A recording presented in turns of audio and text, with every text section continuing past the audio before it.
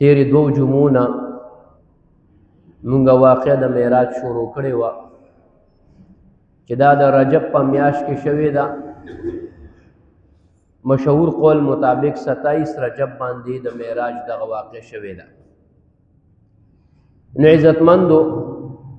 جناب رسول الله صلی الله علیه وسلم وم اسمان کې د حضرت سیدنا ابراهیم علیه السلام سره ملاقات وکړو. تیار شو بکی خیر دی. نو حضرت ابراهیم علیه السلام سره چې ملاقات وشو وم اسمان باندې بیت معمور دی، د بیت الله شریف په شان دی قبله ده او د هغې په شان دی خانه کعبه ده. دلته ملاقات وشو. نو رسول الله علیه السلام هغه سره خبرې اترې وشوې، په تېره جمعه باندې دا بیان وشو. نو دې نه بره نبی کریم صلی الله علیه وسلم بیا سدرة المنتهی ته تللی دی. امام ترمذی صاحب یو حدیث راوړی دی چې د وم اسمان د پاسه یو سمندر دی او د سمندر د ویخ نه واخله تر سره پورې دا څومره چې د چړ چې ورته مونږ ویو او جوړوالی چې مونږ ورته ویو نو دا د 500 کالو برابر دی. امام ترمذی صاحب یو بل روایت راغستی ضعیف روایت دی، دلته پیش کوم خو ضعیف اول مې ته وویل ضعیف روایت دی. هغه فرمایي چې د وم اسمان د پاسه یو 8 چیلۍ دي، چیلۍ وي او د یو چیلۍ صرف د دې د خپې د نوک نه تر ګیټې پورې چې څومره فاصله ده وي دا د 500 کالو برابر ده او خپې به څومره اوږدي، بدن به څومره اوږدي وي د دې چیلو په د شا باندې د الله تعالی عرش پروت دی. هغه دا یو روایت راغستی خو والله اعلم. نو رسول الله علیه السلام مبارک فرمای چې زه د وم اسمان د پاسه لاړم. سدرة المنتهی، سدره وی بیرې ته، د بیرې ونې ته چې کوم دی دا سدره وي. رسول الله علیه السلام مبارک فرمایي چې د وم اسمان د پاسه د بیرې یو بوټی دی چې د هغې خاخونه دا په وم اسمان باندې دي او د هغې شاخونه یعنی د هغې جړله په وم اسمان باندې ده، اصل او بنیاد او جړله او شاخونه نو د هغې انتها نشته دی. سدرة المنتهی ورته وایي. دغه ځای ناکه لګېدلې ده چې لاندینی کوم مخلوق دی دا بره نشي تلی او برنی چې کوم مخلوق دی فرشتې وغیره دي هغه ښکته نشي راتلی. بس دلته ریډ لاین دی. نو چې دلته امام الانبیا صلی الله علیه وسلم راورسېدو نو جبرائیل علیه السلام خو به ورسره نو جبرائیل علیه السلام ورته وفرمیل چې دې نه بره ماته اجازت نشته دی، اوس دې نه بره ماته اجازت نشته دی، دغه ځای زمونږ اخري حد دی او دلته دې نه بره د الله تعالی داسې تجلیات دي، داسې نورانی د هغه تجلیانی دي چې که زه بره او ختمه نو به زه به اوس وځېږم او ختم به شم. داسې د الله تعالی تجلیات او رڼاګانې دي د سدرة المنتهی نه پاسه. رسول الله علیه السلام فرمایي چې زه د سدرة المنتهی ته ورسېدم وایي د الله تعالی یو نور په دې بیرې باندې را پرېوتو. سبحان الله. او په هر د بیرې په هر پاڼه باندې یو فرشته ناسته وه، یو فرشته ناسته وه او غټې غټې پاڼې او غټې غټې میوې پکې لګېدلې وې. وایي زه چې نږدې ورغلم وایي الله پې داسې یو نور بل راوغورځولو چې د هغې کیفیت زه نشم بیانولی تاسو ته. وایي دومره ښکلی ماحول وی جوړ شو، دومره یو مزېدار الله کریم یو هغه جوړ برابر. نو بیا چې جبرائیل علیه السلام پاتې شو نو اوس بره تلل دي،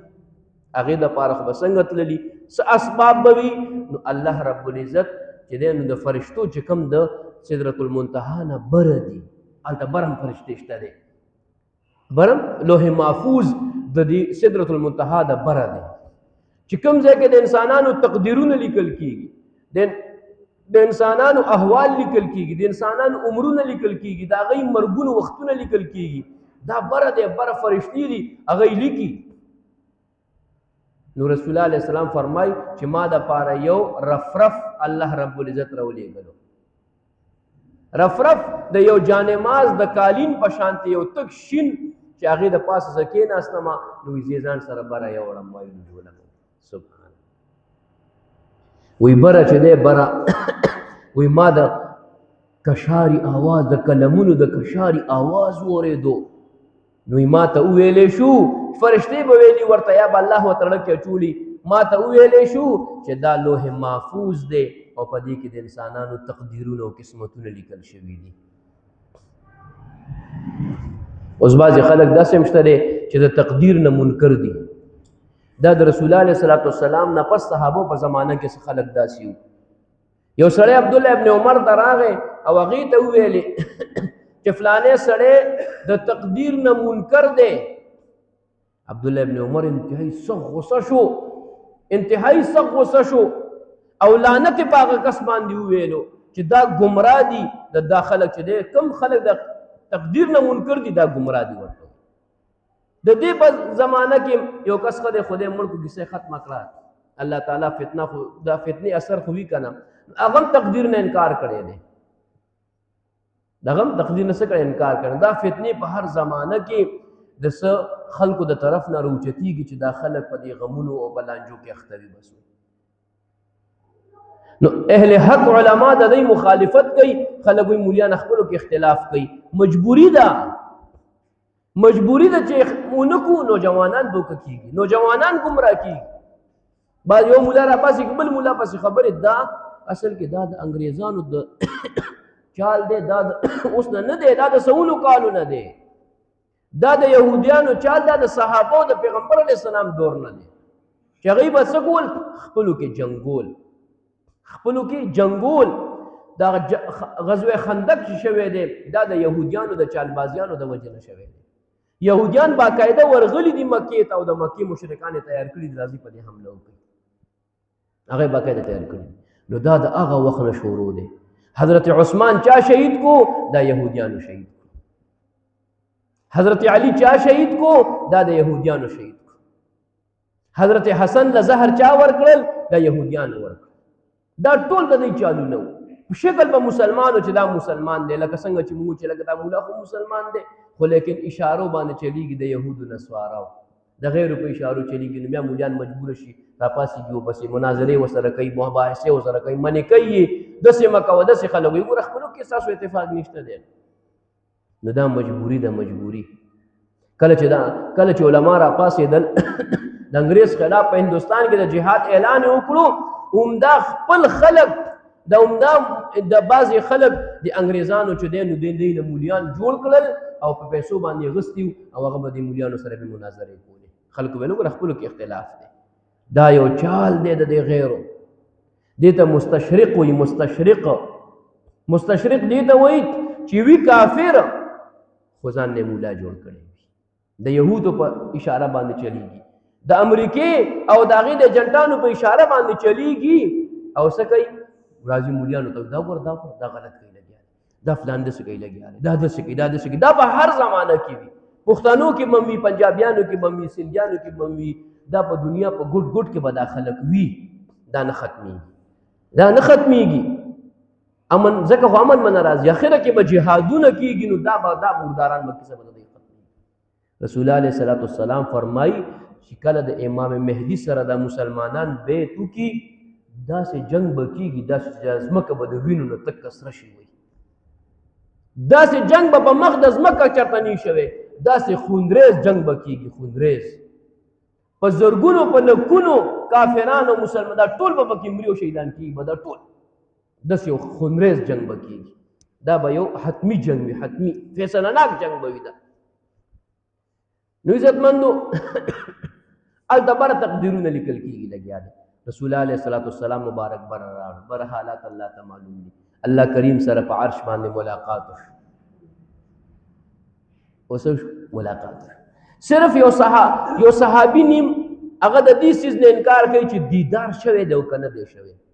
صرف د دې نه انکار کوي یو صحابي نیم نور ټول چې څومره صحابه دي ټول وایي چې دیدار د رسول الله علیه السلام د الله سره شوی دی دغه اختلاف نشته دی مطلب دا دی ایو صحابي نیمو نو بس هغه هم داسې نه وي یو خبره یو صحابي ته نی رسېدلي نو هغه د هغې د وجې نه هغه انکار کوي چې دا خبره ټیک نه ده ګینې صحابه خو چېرته ځان نه خبره نه کوي دروغ خو نه وایي که نه خو هغه د صرف وجه دا وي حضرت عایشه رضی الله تعالی عنها چې فرمایي چې په ویښه باندې د رسول الله علیه السلام معراج ته نه دی تللی حضرت عایشه فرمایي ځکه چې حضرت عایشې نکاح په مدینه کې شوې ده او د معراج واقع په مکه کې شوې ده او حضرت عایشه هغه ټیم کې وړه وه ډېره کم عمره وه نو دا واقع د هغه په ذهن کې نشته دی هغه وایي چې په خوب کې شوی دی نو خوب کې د رسول الله علیه الصلوة والسلام ډېر ځل معراج شوی دی ډېر ځل بر اسمانونو ته تللی دی ډېر ځل د الله تعالی سره خبرې اترې ټولې شوي دي معراج ډېر خو په ویښه باندې یو ځل شوی دی نو بره د الله کریم سره ملاقات وشو یو په یو الله او یو دغه محبوب بس دوه کسان دي اوس سره یو وزیر اعظم سره دا خو دنیاوي هسې یو خلک دي چې نوم یې خوند نه کوي اخیستل خو داسې چونکې موږ دنیاداره خلک یو د دې خلکو لږ قدر زموږ په کې ډېر وي نو ځه یوازې ملاقات وشي خلک وایي والله ما خو د وزیر اعظم صاحب سره 1 to 1 ملاقات وکړو څه وایي جي 1 to 1 مې ورسره ملاقات وکړو او والله ډېرې ښکلې خبرې اترې وشوې او ډېر د راز خبرې ټولې خبرې خو څوک بیا چاته کوي نه ډېر د راز خبرې وي نو هغه زما او ستا ښکلی محبوب صلی الله علیه وسلم الله رب العزت سره 1 to 1 ملاقات وکړو میس کې نه ترجمان شته نه میس کې فرشته شته نه بل څه ذات په میس کې شته د الله کریم سره ملاقات وکړو مولانا بجلیګر صاحب رحمت الله علیه فرمایل وایي ما زه لاړم شمس الحق افغانی رحمت الله علیه قبر ته دا په دې شب قدر کې دی 400 شب قدر کې د هغې قبر ته زه لاړم هغې ته ملاقات ته زه لاړم ډېر لوی سړی دی جي شمس الحق افغاني ما سره کتابونه هم شته دی ډېر لوی د علم یو غر بیمار وایي ما یې تپوس وکړو وایي ما ورته وویلې چې جي زما په یو خبره کې شک دی وایي کومه خبره کې شک دی وایي چې الله تعالی سره د پیغمبر علیه السلام ملاقات شوی دی دا په پرده کې شوی که بغیر پردې نه شوی دی وی هغه ما ته ډېر دلیلونه ونه ویل چې قرآن او حدیث یو عقلي خبره وکړه چې بجلیګره ته ما ته راغلی دلته زما تپوس له راغلی ته ما راغوښتې وایي نه تا خو نه ما راغوښتې سوال جواب دې کړی نه ګاډی مې دپسې راوستی نه په خپله راغلی ته زما دروازې ته راورسېدې او تا وویل زه ملاقات کوم نو که زه تا نه اوس پټ شم نو دا زما شان سره ښایي که نه ښایي وجې دا خبره نه ده چې ته ما نه پټ شي شمس الحق افغاني صاحب ورته وایي چې ته ما نه راغوښتې ما درپسې ګاډی نه دی درلېږلی سوال جواب مې نه دی کړی ته په خپله رالې او زه ستا مخامخ راځم تا نه نه پټېږم نو چې کوم ذات الله رب العزت راغوښتی وي بورا کې ورپسې لیږلی وي جبرائیل علیه السلام یې ورپسې لیږلی وي او په خپلې اسمانونو ته راغوښتی وي څنګه ښایي چې الله تعالی به دې پټ شي ملاقات به نه کوي ورسره میل بس جي بس نور خبرې ضرورت نشته دی بس پوه شو بالکل مې دې خبرې ته ذهن ورسېدو نو الله رب العزت سره ملاقات وشو اوس عام قاعده دا ده چې مونږ یو لوی سړي له ځو نو خامخا به یو ډالۍ ورله وړي یو ګفټ به ورله وړي چې یار دومره لوی سړي له زه روان یم څه خولی اوس خو داسې یو څیز به ورله وړي چې یو نایاب څیز وي یا خو هغه سره نه وي یا وي خو داسې یو نایاب ښکلی مخکې به چې چا یو داسې عجیبه څیز وموندو نو بادشاه له به یې وړلو بادشاه له به څه وړلو یو سړي چې دی نو غوټه په هغې د هغې په پټي کې غټه خربوزه شوې وه ډېره غټه هغې بادشاه له وړې ولې وایي په ملک کې دونه غټه خربوزه کم ده لکه عجیبه څیز و که نه نو دغه رنګې اوس رسول الله صلی الله علیه وسلم الله رب العزت ملاقات لځي دا بلقیس له چې کله حضرت سلیمان علیه السلام دعوت ورکړو نو هغه ول د سرو زرو خښتې په ډالۍ کې رالیږلې وې نو سلیمان علیه السلام سره خاص سره زرو چې هغې اوبو کتل چې په کومه لاره باندې روان و هغه هم د سرو زرو وه سبحان الله هغې زره خپلې خښتې پټې کړې چې دا اوس موږ هغه ته ورکوو چې ځمکه هم د سرو زرو ده او دیوالونه هم د سرو زرو دي او داسې شیشې په ځمکه داسې شیشه لګېدلې وه هغه دور کې سوچ وکړه ها نن سبا څومره د ترقۍ دور دی هغه دور کې سوچ وکړه داسې شیشه په ځمکه لګېدلې وه او لاندې ورته اوبه وې شیشې د لاندې اوبه وې اوبه چې بلقیس څنګه محل ته رادننه شوه پنسي اوچتې کړې چې اوبه دي سلیمان علیه السلام ورته په خندا شو دا اوبه نه دي دا شیشه ده ورته وایي هغه ویل چې اوخو ما ځان سره څومره ظلم وکړو انی ظلمت نفسي ما ځان سره ظلم وکړو چې د ده خبره دومره لیټ ما ومنله دومره لوی د الله تعالی پیغمبر او دومره لوی معجزو والا داسې څیز الله تعالی ورته بعضې علماو لیکي الله تعالی ورته فرمایي چې څه دې راوړي دي زموږ ذهن کې به څه راځي چونکه موږ اورېدلي دي ځکه موږ له پته ده چې څه دې راوړي دي هغه ټایم چې څه خو الله خو خپل پیغمبر ته ډېر لوی عقل ورکړی و که نه ډېر لوی سمجھ ورکړی و که نه چې څنګه الله کریم ورته وفرمیل څه دې راوړې ده وایي التحیات لله والصلوات والطیبات سبحان الله یا الله ما تعالی عاجزي راوړې ده وایي عاجزي الله تعالی سره عاجزي نشته دی شته ورسره هغه عاجزي نه کوي څه ورته عاجزه یو دنیا ټول مخلوقات عاجز دي فرشتې عاجزه دي پیغمبران عاجزه دي اولیاء عاجزه دي هر سړی عاجزه دی عجز پکې شته الله کې عاجزي نشته دی یا الله داسې تحفه مې درله راوړې ده چې یا الله تا سره نشته دی سبحان الله خلک وایي داسې تحفه هم شته چې الله سره نه او زما او ستا پیغمبر الله داسې تحفه یې وړه چې هغه الله سره نه وه یا الله زما مالی زما بدني او زما لسانی یا الله درې واړه قسمه عبادتونه یا الله تا دپاره دي سبحان الله د عبادت نوم د عاجزۍ دی عبادت نوم د سر ټیټولو دی عبادت نوم د خپل ځان ذلیله کولو دی د هغې ذات مخامخ ځان ذلیله کا ځان خورې کا الله اکبر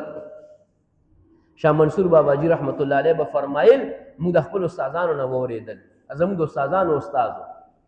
وی ګناهګار سړی او ځان به یادولو وی زموږ غوندې سړی به الله تعالی نه خپل ځان په دوسۍ باندې خلاصوي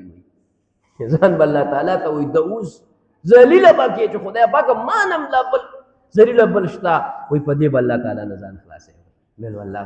خبره ده ګپ ده خو ډېره ده کار خبره ده په غرور نشي خلاصولی په بدماشۍ نشي خلاصولی خدای پاکه ویسم نیمه خدای پاکه خورې ما یا الله د خورم خورې ما خدای پاک عاجزي باندې نو ځکه الله تعالی چې قرآن کې د سورې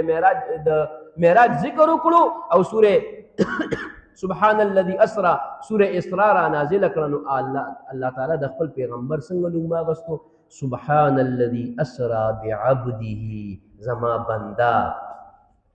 زما بنده د بندګۍ نه دی بندګۍ بنده بند کړی شوی د الله تعالی په حکمونو کې بند دی تړلی شوی دی په خپلو لاسونو کې زنځیرونه دي دی د الله د حکم نه اخوا دېخوا نشي تللی دا بنده دی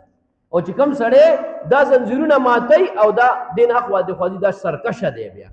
دله بیا سزا میلاویږي نو سبحان الذي اسرا بعبده پاک دی هغه ذات چې هغه خپل بنده د شپې په معمولي وخت کې خپل ځان ته راوغوښتلو نو بعبده یعنې دا الله تعالی تپوس وکړو د رسول الله علیه الصلاة والسلام نه چې ای زما پیغمبره ستا کوم نوم خوښ دی چې زه تعالی هغه نوم درکړم کوم لقب دی خوښ دی ته خو محمد مې ته احمد مې ته هاشر مې ته محمود مې ته قاسم مې ته عاقب مې ستا خو په سونو نومونه دي ته خو رحمت للعالمین مې ته خو رؤوف الرحیم مې ستا خو ډېر نومونه دي کم نوم باندې تا ته آواز وکړمه نو زما او ستا ښکلی پیغمبر ورته فرمایي زما نوم د بندګۍ ډېر خوښ دی ورته چې الله ته ما ته خپل بنده ووایې دا زما ډېر زیات خوښ دی سبحان الله ځکه الله کریم فرمایي سبحان الذي اسرا بعبده بنبیه نه برسوله نه بعبده ما خپل بنده خپل ځان ته راوغوښتلو څومره لویه خبره شوه الله تعالی دا لقب جناب رسول الله صلی الله علیه وسلم ته ورکو نو څه دې راوړي دي التحیات لله والصلوات یا الله زما بدني عبادت یا الله ستا دپاره دی یا الله زما جانی عبادت زما لسانی زما مالی عبادت یا الله درې واړه عبادتونه یا الله ستا دپاره دي اوس الله تعالی داسې ذات دی چې هغه څه کوي د نعمت بدله په نعمت سره ورکوي د شکریې بدله په شکریې سره ورکوي تش لاس څوک نه واپس کوي بادشاه له به چې چا تحفه یې وړه دنیاوي بادشاه به څوک تش لاس څوک نه واپس کولو نو هغه خو د کائنات بادشاه دی هغه د جهانونو بادشاه دی هغه طرف نه آواز راغی السلام علیک ایها النبی ورحمت الله وبرکاته ای زما محبوبه تا درې تحفې ما ته راوړې خپل بندگی د ژبې بندگی دې مراته راوړه د مال بندگی دې راته راوړه، د بدن بندگی دې راته راوړه، عاجزي دې راته پیش کړه، ستا 3 تحفې ماته میلو شوې، زما طرف نم 3 ډالۍ ځان سره یوسه، زما طرف نم 3 تحفې ځان سره یوسه، زما سلامونه پتا باندې دي، زما رحمتونه پتا باندې دي، او زما برکتونه پتا باندې دي. څومره لوی انعامات ول الله تعالی ورکړو. اوس الله پیغمبر سره د خپل امت هم غم دی، صرف دا نه دی چې بس نعمتونه میلو شو لمنه راټوله کو راځه، نه نه نه نه، د خپل امت غم هم ورسره دی. زما امت کمزوری دی، وخت تېرېږي، فتنې زیاتېږي، فسادات زیاتېږي، قسمه قسم څیزونه زیاتېږي، خپل د امت دپاره هم څه کول پکار دي. نو چې کله 3 تحفې د یو بل ته میلاو شوې، نو زما ستا پیغمبر څه فرمایي ښکلی وي السلام علینا وعلى عباد الله الصالحین. یا الله علما فرمای السلام علینا، دا نا ضمیر د جمع دی، په مونږ د سلامي، په مونږ پکار خدا و چې په ما د سلامي او زما په نیک ستا په نیک بندگان، نه نه په مونږ د سلام وي. سیرت مصطفی وګوره، وایي ځان سره ګناهګار بندگان د الله تعالی یو ځای کړل. یا الله ستا سلام دې په ما باندې وي او ستا ګناهګار بندگانو باندې وي او ستا په نیکو صالحینو بندگانو باندې وي، په ټولو باندې سلامونه وویل، ټولو باندې. عزتمندو دا الله رب العزت سره ملاقات وشو، توفیق میلاو شوې، او الله تعالی سره نور انعامات هم ورله ورکړل. یو دا دی چې 50 منځونه ورله ورکړل، وایي ستا امت به 50 منځونه کوي. دویم انعام یې څه ورله ورکړو چې ستا امت دپاره یو خاص انعام دی چې هیڅ امت ته ما نه دی ورکړی، هغه د سورت بقرې اخري 2 آیاتونه دي. دا ډېر زبردست چیز دی، ډېر زبردست. یو لیونی روان دی، عبدالله ابن مسعود رضی الله تعالی عنہ ناست دی، لیونی پسې ماشومان شوي دي، څوک یې په کاڼ وړي، څوک څه کوي خبرې. عبدالله ابن مسعود فرمیل دا څوک دی؟ دا جي لیونی دا ماشومان یې تنګوي. دی پاڅېدو او غوږ یې وله رانږدې کړو او څه پکې ورته وویلې چې څنګه دی را دې خوا شو، لیونی ټیک شو، سمدم شو. هلکه ولې مې ولوي؟ زه خو سمدم یم. خلک حیران شو. پیغمبر علیه الصلاۃ والسلام مبارک له حیات دی، خبر هغه له راورسېده. وایي چې عبدالله ابن مسعود داسې کار وکړو، وایي لیونی روغ شو. رسول الله علیه السلام ته وایي دی خو راشه عبدالله، تا د هغه په غوږ کې څه ویلې؟ وایي چې ما د سورت بقرې اخري 2 آیاتونه وویلې، ما د سورې بقرې اخري 2 آیاتونه وویلې. امام الانبیا ورته فرمای وایي که دا د په غر باندې ویلي و، د غر به د یو ځای نه بل ځای ته تللی ورته، غر به د خپل ځای نه خوځولی و. دومره زبردست آیتونه دي د پیریانو دپاره، د جادو دپاره. سوره بقره ټوله زبردست زبردست د جادو او د کوډو دپاره زبردست دی. خو موږ خو نه وایو که نه، یو ځل مو ویلې بس کیسه ختمه شوه. روزانه وایه که نه، دومره اوږد خو نه دي. قبر خپو ته چې ودرېږي دا قاریان یې وایي که نه، دقه دي بس. آمن الرسول بما انزل الیه من ربی والمؤمنین تر اخره پورې، والمؤمنون تر اخره پورې دا وایي. آخري 3 سورتونه دي، یو 3 ځل دا ووایه، سوره فاتحه ووایه. رسول الله علیه الصلاۃ والسلام بچو د کېدو دا سورتونه به ویل، په لاسونه به چوف کړل، په سر به شروع کړه، مخ باندې بدن اول دا ټول سی باندې به لاسونه راکړه. بس جادو مادو به الله تعالی وګوره زما ستا پیغمبر باندې جادو وشو، هغه رنګ اثر پې نه و چې څنګه مونږ باندې وي. مونږ خو لیوني شو، مونږ خو مرګي حال شو، څونه خلک مړه شو د جادو د لاسه، د نظر او د کوډو د لاسه. و زما ستا پیغمبر باندې معمولی اثر و، صرف دنیاوي څیزونو کې بهیره معمولی کېده، نور اسم نو، نور اثر نو. دا چې کله مونږ دا صورتونه وایو، دا مونږ ته زمونږ پیغمبر ښودلی دي، دا مونږ ته زمونږ الله ښودلی دي. نو دا څیزونه ورته رسول الله علیه الصلاۃ والسلام ته د سورې بقرې آخري 2 آیتونه میلو شو. د روژې متعلق هم ورسره خبره وشوه، خو لا مکمل تفصیل بیا وروسته مدینه کې نازل شو. د زکات متعلق مختصر خبره وشوه، د قرنګ نور بعض احکام مختصر بیان شو. یو موقع باندې رسول الله صلی الله علیه وسلم حضرت عائشہ سره ناز د خبرې کوي، د انبیاء باندې نیکانو خلکو باندې یو حال الله طرف ناراضي. هغه حال داسې وی کنه چې دی تعلق ډایرکټ د الله سره جوړ شي چې ته څه وې هغه کېږي بیا الله یې کوي بیا یو ځل رسول الله علیه السلام حضرت عایشې ته فرمایي څه غواړې غواړه اوس ډېره سنهري موقع ده ډېر زبردسته موقع ده سوچ یې وکړو وایي زه به خپل پلار سره لږ مشوره کوم اوس ځکه چې دا اوس اچانک مې خولې نه یو څیز ووتو چې یو قیمتي څیز خو ویمه که نه اوس اختیار راکړی شو چې څه غواړې وغواړه حضرت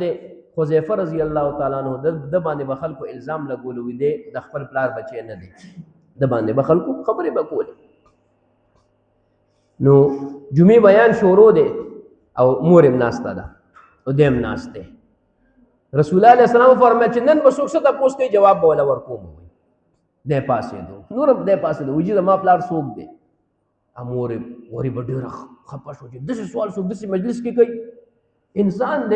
جاهلیت په دور کې غلطي شوي د انسان نه بیا دا خو شرمېدل دي د ده چې کوم پلار نوم هغه څه د هغه نوم و یمان رسول الله علیه السلام ته فرمایي ستا د پلار نوم یمان دی همغه نوم یې واغست ډېر زیات خوشحاله شو امور یې ویلې خدای دې وایي ده سره داسې وکړي وایي ټولو خلکو مخامخ یې زه شرمولم وایي نو کله کله داسې راځي نو حضرت عایشه رضی الله تعالی عنها راله ابوبکر صدیق له پلار ته راله پلار ته وایي چې پلاره پیغمبر علیه السلام راته فرمایلي دي چې غواړه څه غواړې څه دې وغواړه ما ابوبکر صدیق ډېر هوښیار و په ټولو صحابو کې ډېر هوښیار امام الانبیا فرمای جمعې بیان دی او اخیری زمانه ده د بیماری زمانه ده رسول الله علیه السلام فرمای یو سړی دی صحابه ټول ناست دي الله تعالی ورته اختیار ورکړو چې ما ته راځي او که دنیا کې سارېږي هغه الله ته تلل خوښ کړل صحابه ټول ناست دي یو ګوټ نه د جړا آواز راغی او جومات کې جړا خوره شوه خلکو چې وکتل ابوبکر صدیق ناست دی خلکو ویل دې بوډا باندې څه چلو شو چې جاړي پیغمبر علیه السلام خو د یو سړي ذکر کړی دی چې هغه الله ول اختیار ورکړو چې ما ته راځي او که دنیا کې سارېږي آخرت خوښ دې کې څه خبره ده چې کله پیغمبر علیه السلام د جړا آواز واورېدو چې ابوبکر جاړي او دا خو به پیغمبر علیه السلام ګرانو رسول الله علیه السلام فرمایل مسجد نبوي کې دروازې وې د صحابو د حضرت عمر د حضرت علي د حضرت عثمان د نورو صحابو په هغې باندې به منزل راتلل رسول الله علیه السلام فرمایل ټول دروازې بندې کړئ الا خوخة ابي بکر سوا د ابوبکر د دروازې نه ټول دروازې به تاسو بندې کړئ اوس هغې ته خوشحالۍ تعریفونه کوي د ابوبکر صدیق اے خلکو دنیا کې چې چا به ما باندې احسانات کړي دي د ټولو احسانات ما کوس کړي دي ابوبکر داسې دی چې د هغې احسانات ما دنیا کې نه دي کوس کړي الله تعالی به قیامت په ورځ کوزوي دونه پې ګرانو ابوبکر صدیق حضرت عایشې ته فرمایي وایي ته د رسول الله علیه السلام نه تپوس وکړه چې تا الله سره ملاقات کړی دی په عرش معلا باندې راز خبرې شوي دي په هغه راز خبرو کې یو خبره راته وکړه سبحان الله چې سوال یې وکړو د علم سوال یې وکړو د څه سوال یې وکړو علم د الله صفت دی ګورې ښه مور بیبي راله واپس ابوبکر صدیق ورته وایي چې ګورې ما ته به هم بیا وې ښه ما خو درته وښود سوال خو ما ته به هم بیا وې چې راله مور بیبي راله رسول الله علیه السلام ته فرمای جی تاسو چې الله تعالی سره کم ملاقات کړی دی په عرش معلا باندې په هغه خبرو کې یو خبره راته وکړئ په هغه رازونو کې یو راز راته ښکاره کوئ نورې خبرې تاسو ښکاره کړي دي خو څه د راز خبرې دي هغه ورته فرمای دواړو جهانو سردار ورته فرمای عایشې اخو د راز خبرې دي راز خبرې څوک چاته نه کوي لیکن ما وعده کړې تا سره چې ته به څه وې زه به هغه پوره کومه ما وعده کړې ده ځکه هغه راز خبرو کې یو خبر درته کومه الله کریم ما ته په عرش باندې وفرمیل اے زما محبوبه ستا په امت کې چا چې د دوو مسلمانانو روغه وکړه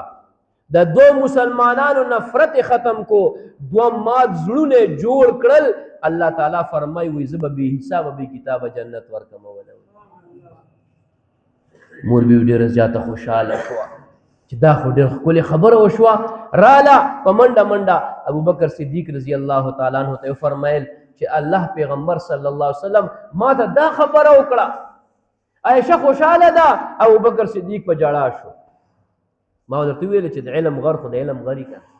ابوبکر صدیق به جړا شو. لور ورته وی بابا جان ولې جاړې؟ دا خو ډېره د خوشحالۍ خبره ده. وی بچیا تا خو د آینې یو طرف وکتو، تا خو د آینې یو طرف وکتو چې دوه مسلمانانو روغه چا وکړه، دوه مسلمانانو خپلو کې صلح چا وکړه، الله تعالی به بې حسابه جنت ورکي. او که د دوه مسلمانانو دشمني چا راوسته، او که د دوه مسلمانانو ړونه چا خپلو کې مات کړل، هغه له به الله بیا دوزخ نه ورکوي. په دې څیز باندې جاړه مه ورته وایي. حضرت عایشه هم خفه شو، په ژړا شو چې حقیقت خبره ده. که یو طرف نه الله انعام ورکوي، بل طرف نه داسې هم کېدی شي. نو عزتمندو رسول الله علیه الصلاۃ والسلام د عرش نه راکوشو، وم اسمان نه ښکته، شپږم اسمان باندې موسی علیه السلام ورته ولاړ دی. موسی علیه السلام ورته وایي ملاقات وشو، وایي او څه چلو شو؟ نورې خبرې نشته. وایي جي 50 منځونه یې راکړل راله. 50 منځونه خو ډېر شی دی. موسی علیه السلام ورته وفرمیل وایي زما په امت باندې 2 منځونه فرض وایي نه دي کړي، نه به کول. وی واپس شه 50 منځونه به ستا امت څنګه وکړي؟ ستا امت زما د امت نه کمزوری دی، کمزوری دی، وخت تېرېږي انسان کمزوری کېږي. اوهو دا خبر خو ټیک ده. واپس لاړو الله رب العزت ته. سبحان الله، څومره لوی مزل دی، څومره لوی مزل دی. واپس لاړو الله تعالی په دربار کې عرض وکړو یا الله دا منځونه خو ډېر دي، زما امت کمزوری دی. الله کریم ورته وفرمیل ښځه 15 منځونه مې کم کړل، 15 څلوېښت شو. بیا راغی، بیا موسی علیه السلام ولاړ دی. څه چلو شو؟ 15 منځونه یې کم کړل. وایي اوس هم زیات دي، واپس لاړ شه. بیا لاړو، وایي الله دا 15 څلوېښت خو ډېر زیات دي، لږ کم کوي. ښځه 15 مې نور هم کم کړل. الله تعالی خوشحالېږي چې د ده محبوب دوباره راځي. خلک باندې ګوري که نه. هلکه همغه موبایل دی ما سره پاتې شو، راشه دا موبایل دی یو څه یار. هلکه هغه سیم دی ما سره پاتې شو یار. هلکه ستا رومال ما کره پاتې شوی دی، راځي نه چې رومال یو څه. خلک وایي چې دا یار دوست ما سره میلو شي، بانې کوي، رنګ ورته وکړي. هلکه څنګه خبرې بانې ګوري خلک. نو الله کریم خو دې څیزونو نه پاک دی. دا خو داسې خالي پوی دپاره مثالونه، الله دې نه پاک دی.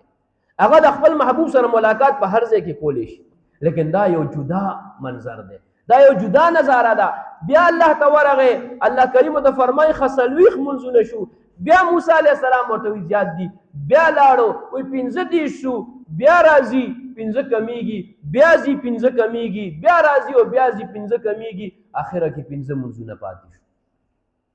چې راغی موسی علیه السلام ورته فرمایي څه چل دې وکړلو؟ وایي 15 منځونه پاتې شو. وایي ګورې امت دې کمزوری دی، لاړ شه چې دا 15 کم کړي، یا 2 کې یا 3 کې. رسول الله علیه السلام ورته فرمایي اوس ماته شرم راځي،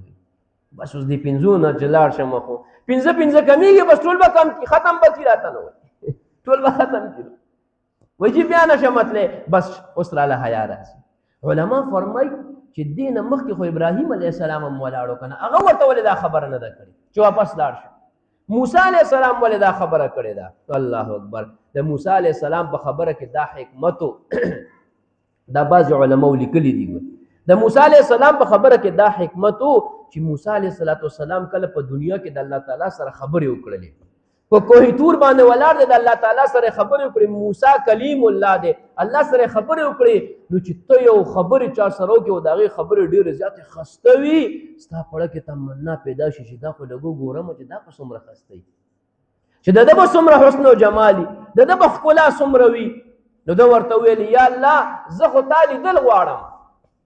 رب ارینی، یا الله ما ته خپل ځان وښایه. الله کریم ورته فرمایي لن ترانی، ای زما کلیمه ته ما نشې کتی. دا ورته بیا وایي یا الله مینت زاره خدای پاکه ما ته ځان یو ځل وښایه، راته زه تا وګورم. الله کریم ورته فرمایي ولکن انظر الی الجبل،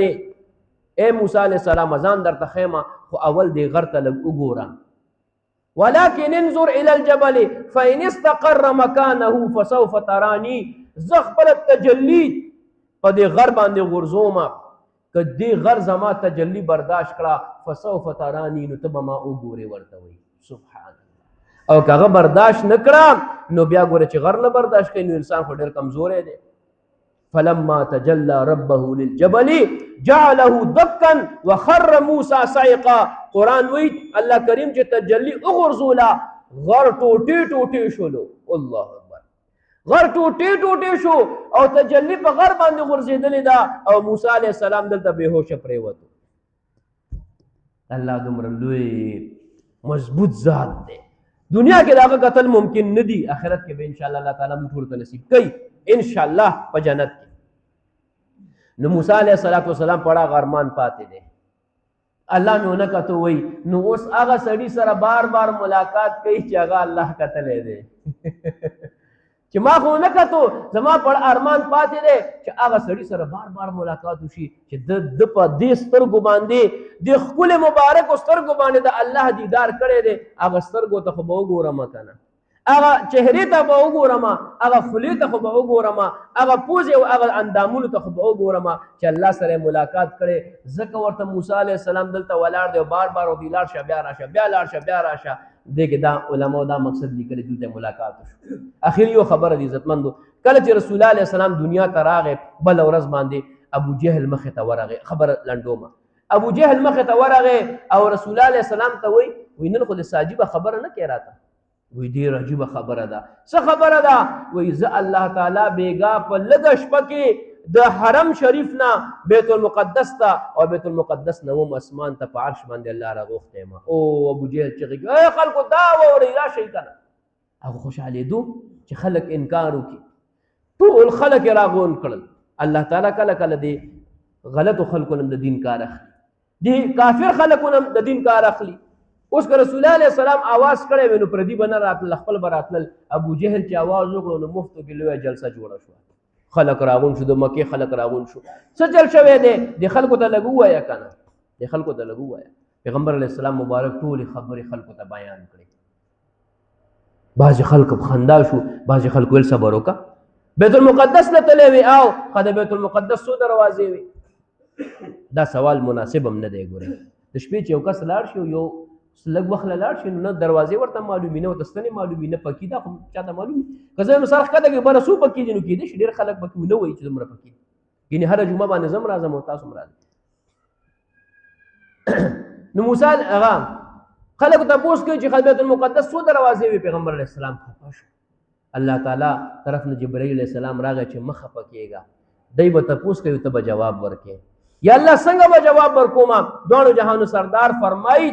چې الله تعالی د بیت المقدس پوره خار راوچت کړو او جبل ابي قبیس باندې ما ته مخې ته کېغوستو چې کم تپوسونه کوي دې نه به ته جواب ورکې څو دروازې دي دومره دروازې دي څو ستنې دي دومره ستنې دي څو ټول جوابونه رسول الله علیه السلام ورته ورکړل څه قافلې د مکې نه تللې وې شام طرف ته قافلې دې راله کې وکتې وي او یو قافله مې وکته وی کله چې زما بوراک د هغې سره تیر شو په هغې کې یو ویرېدو او را پرېوتو خپې ماته شوه چې کله واپس راشي تپوس ته وکړي بله قافله د هغې نه یو اوښ روغ شوی او د خړ رنګ کې هغې پسې ګرځېدل